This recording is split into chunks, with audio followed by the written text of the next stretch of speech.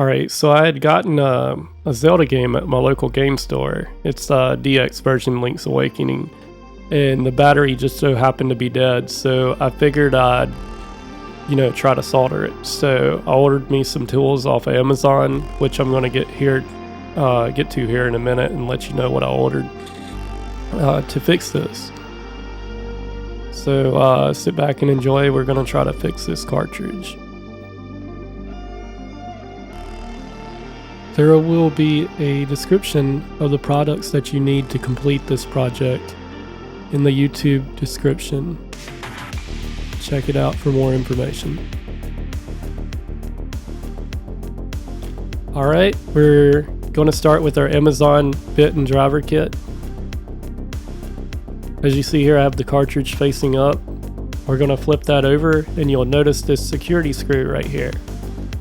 We're going to take our 3.8mm security bit and our driver, and we're going to loosen that up. Now when we open this up, we're going to flip it back over, and we're going to slide the front plate down and lift up. If you're wondering why we do this, it's because sometimes it can get stuck the other way around. If you try to pull it straight off, you might bend these little tabs I'm about to show you. And that could be a problem as far as holding the top in place with the screw. So as you see, I'm showing them tabs right now. Just be careful with that. Now you see that the PCB is recessed into the cartridge. Now you could do it either way, but I would suggest taking the PCB out of the cartridge. But as you see, we have contacts right here. And now we have our batteries. So what we're going to do is we're going to take this battery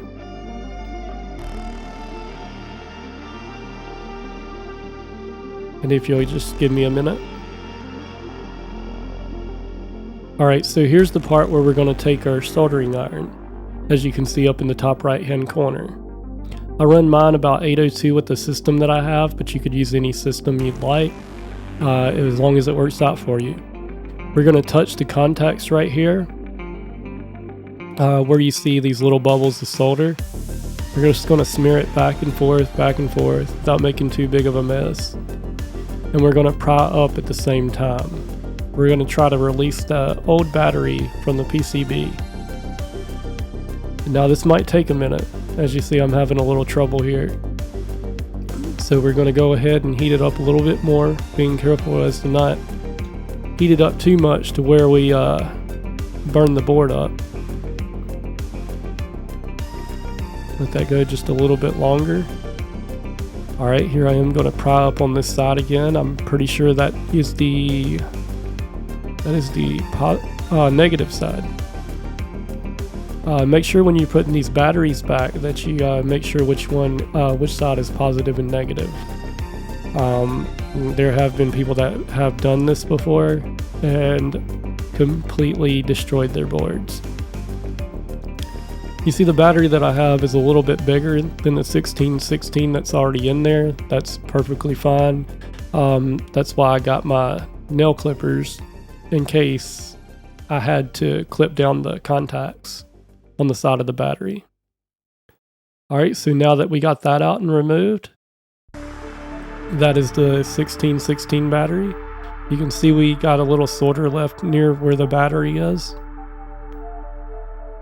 You can see our two Alright, so here are where your nail clippers are going to come in handy, especially handy for cutting the contact points on this bigger battery. So you see this one has longer tabs, and they do need to be cut in order to fit in the 1616 slot on some of these Gameboy cartridges. Some of them you may not even have to adjust. But on the current cartridge that I'm working on, you have to clip these. You don't want any overhang or any contact with the rest of the board. So what I'm doing here is I'm placing this to size up the battery and see how much I need to clip off. And on this particular section, I think I cut off halfway up the dot on the positive side, and I cut just past the dot on the negative side. Now what I'm doing here is I've done cut both sides, and I'm testing to see if they're going to fit and seat right on these contact points.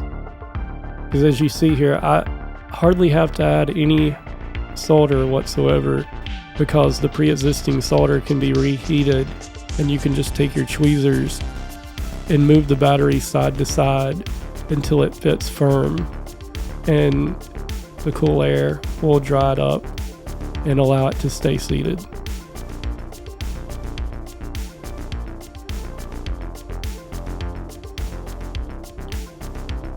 Alright, so I'm pretty sure in this video I'm about to grab my solder gun.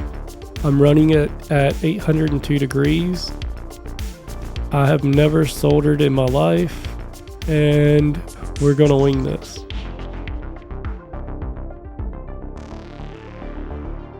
A few more adjustments. And please don't criticize my soldering. Alright, before I pull out my solder gun, I'm gonna do a couple of continuity tests to make sure my contact points weren't destroyed while I was heating up the solder on the board. Too much heat. I was reading, well, I've read, I'm not sure, but I'm pretty sure too much heat will burn the board and cause any existing circuits to be destroyed. So just checking the solder, see if it's very conductive, so I can just reuse that solder, which I'm not sure if you're a pro if you're supposed to do that, but I'm just starting out. Now I'm grabbing my solder gun here in a minute, and just checking out the board, making sure everything's nice and clean.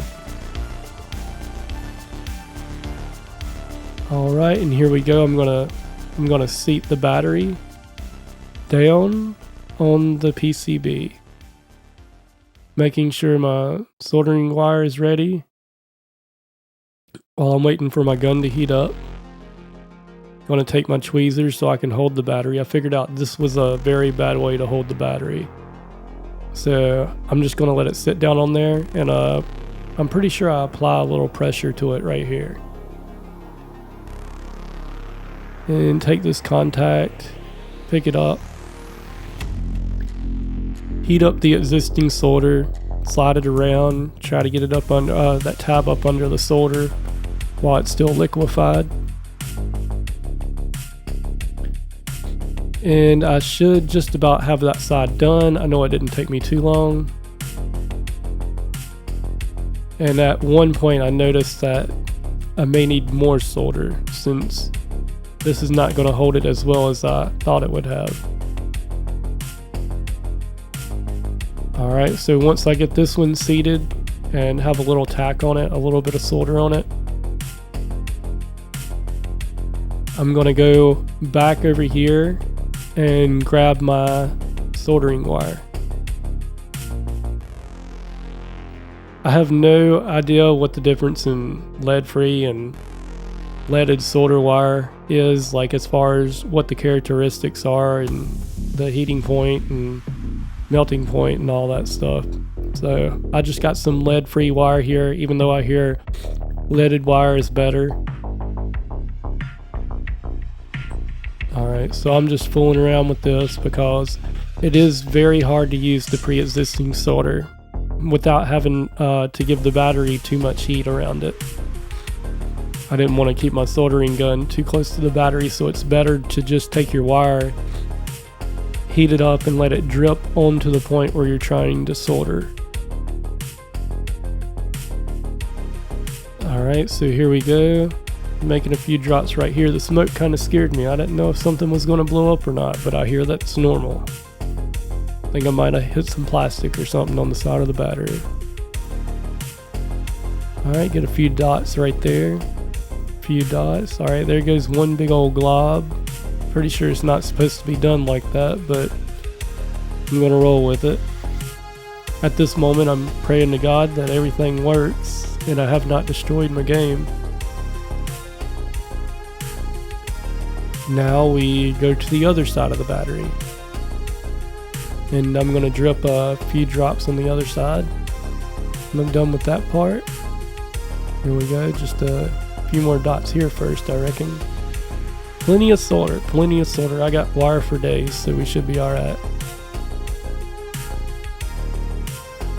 Alright, just finishing that up, and now it's time to do the other side. Alright, and I should have caught a better camera angle for you guys. This is supposed to be a tutorial video, but I think this is just a learning process for me. Alright, heat that up just a little bit more. A few more drops of solder.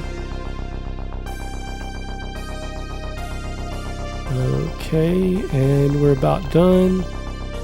And there she is. She's all seated. She's not coming off.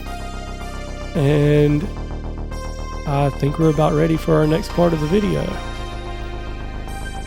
Oh, maybe not. I'm about to test this battery. I'm about to test the contact points after I put the battery on to make sure my big old globs are gonna have some continuity.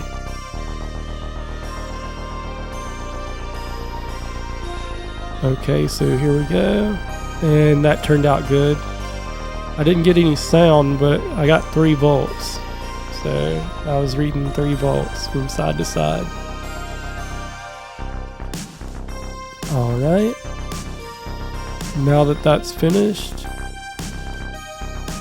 well, almost finished. I think at the last part I actually got it to test positive for having a good connection, but I was trying many ways to test the circuitry on that board. Alright, and I'm pretty sure I'm about done. I'm turning it over. I have no idea why I'm doing this. Like I said, I'm new, but I'm testing the back of the board and the circuits on the back of the board. I figured, I don't know what I was thinking, but it's just an extra precaution. Alright, now we're just going to go ahead and take the front of our cartridge. We're going to slide it almost all the way up onto the back of the cartridge. Leave a little space like that so that the tabs fit in the right place. Then we push up and then put it together and then turn it over. Find our screw.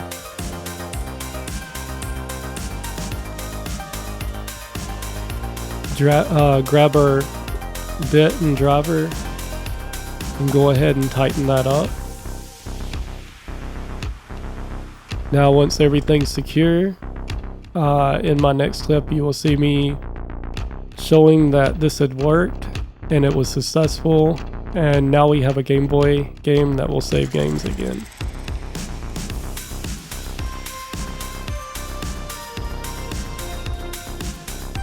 Alright, so guys, here's the proof you've been waiting for. I'm starting up my DS. I have put the cartridge inside. I know it took me a couple of times. I think the heat was causing problems, but after it cooled down, I turned on the SP. The game turned on fine. There's the splash screen. And there's the working save.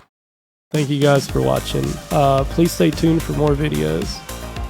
I plan to make a whole lot more in the future. Thank you. Have a good day.